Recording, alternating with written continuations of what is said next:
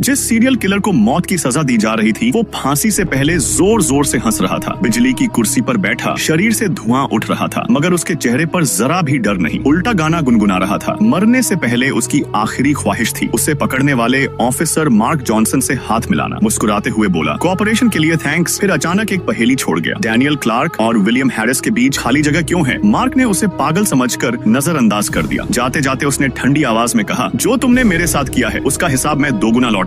Mark ने ध्यान नहीं दिया। उसे लगा मामला खत्म, लेकिन असली खेल अब शुरू हुआ था। अगले ही दिन शहर में फिर एक मर्डर। लाश के शरीर में जहर इंजेक्ट किया गया था। सीने पर एक नंबर उकेरा गया। कातिल वारदात के बाद वहीं एक रात रुका। सुबह आराम से नाश्ता किया और निकल गया। कमरे में हर चीज करीने से सजी थी और जानबूझकर ढेर सारे फिंगरप्रिंट छोड़े गए थे। दीवार पर वही पहेली, डैनियल क्लार्क और विलियम हैरिस के बीच खाली जगह क्यों है? तरीका बिल्कुल वही। मार्क के रोंगटे खड़े हो गए। जिस आदमी को कल ही एग्जीक्यूट किया गया उसका स्टाइल हूबहू दोहराया गया। ये महज इत्तेफाक था या कोई पार्टनर? मगर एक दिक्कत थी, किलिंग पैटर्न की डिटेल्स कभी पब्लिक नहीं की गई थी। कोई कॉपीकैट इतनी परफेक्ट नकल नहीं कर सकता। थाने लौटकर वो पहेली दोहराने लगा। एक सीनियर अफसर ने सुन लिया और बोला, डैनियल क्लार्क और विलियम हैरिस दोनों ऑनर पुलिस ऑफिसर्स थे। पहले हर साल एक मॉडल ऑफिसर चुना जाता था। उनका नाम ऑनर वॉल पर लिखा जाता था, मगर बिल्डिंग रेनोवेशन के बाद वो दीवार स्टोर रूम में रख दी गई। डैनियल को सम्मान मिला था 1964 में, विलियम को 1966 में। बीच का साल 1965 खाली था, नाम मिटाया गया था। रिकॉर्ड रूम में भी कोई एंट्री नहीं। मार्क ने अपने पुराने बॉस से पूछा, मगर वो गोल मोल जवाब देकर चुप हो गए। जिज्ञासा बढ़ी तो उसने पुराने अखबार खंगाले। आखिरकार नाम मिला, रॉबर्ट मिलर, 1965 का अवार्ड विनिंग ऑफिसर, उज्जवल करियर। मगर 6 महीने बाद अचानक सीरियल किलर बना घोषित कर दिया गया। और फिर अपने केबिन में सुसाइड फाइल लेकर जब मार्क बॉस के पास पहुंचा तो साफ दिखा कि वो सब जानते हैं पर बोलना नहीं चाहते। सच जानने के लिए उसने रॉबर्ट की बेटी एमिली मिलर को ढूंढ निकाला। घर में कदम रखते ही उसने पूछा, जिस कैदी को कल फांसी हुई, क्या वो मरने से पहले गा रहा था? क्या उसने आपसे हाथ मिलाया? मार्क सन्न रह गया। तुम्हें कैसे पता? एमिली ने धीमे से कहा, मेरे पापा के साथ भी यही हुआ था। सालों पहले उसके पिता ने एक सीरियल किलर पकड़ा था। फांसी के अगले ही दिन उसी स्टाइल में हत्याएं शुरू हो गई। मीडिया ने इल्जाम लगाया कि असली कातिल तो वही है। एक क्राइम सीन पर उनके फिंगरप्रिंट भी मिले। रातों रात हीरो से विलेन बना दिया गया। आखिरकार केस और बदनामी से टूटकर उन्होंने सुसाइड कर लिया। मरने से पहले सिर्फ एक लाइन कही थी, क्लूज सब सामने हैं, मगर जीत नामुमकिन है। एमिली को यकीन था कि उसके पिता बेगुनाह थे। जाते जाते उसने मार्क से पूछा, do you believe in God? अचानक ये सवाल सुनकर वो चुप रह गया। साफ था वो कुछ छुपा रही है और डरी हुई है। कोई सुराग न मिलने पर उसने दोबारा फाइल देखी। पता चला एग्जीक्यूटेड किलर कॉलेज में बेसबॉल प्लेयर था, पूरी तरह राइट हैंडेड, लेकिन जेल में वो हमेशा लेफ्ट हैंडेड बिहेव करता रहा। ये बात दिमाग में घूम ही रही थी कि शहर में तीसरा मर्डर, वही जहर, वही एक रात रुकना, वही नाश्ता और वही बाएं हाथ के निशान। अब मामला साफ था, या तो कोई बेहद खतरनाक मास्टरमाइंड खेल खेल रहा था या सच्चाई उससे भी ज्यादा डरावनी थी। जब मार्क ने शीशा उठाकर देखा तो उसे फिर वही एहसास हुआ, जैसे कोई बहुत करीब से उसे देख रहा हो।